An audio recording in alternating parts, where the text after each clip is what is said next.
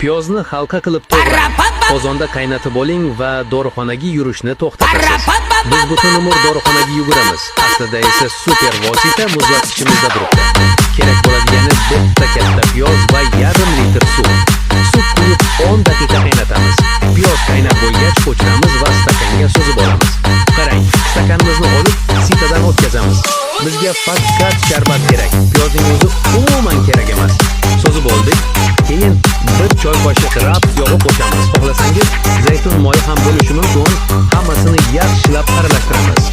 So'ngra bir choy qoshiq tabiiy asal qo'shamiz va hammasini yaxshilab eritib aralashtiramiz. Qarang, sizda super tabiiy, super sinovdan o'tgan vosita tayyor bo'ldi.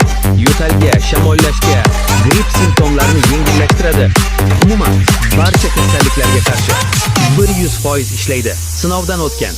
Kasallik mavsumi yaqinlashmoqda. Tezlatib qo'ying, like bosing, kanalga obuna bo'ling, chunki menda minglab foydali maslahatlar bor.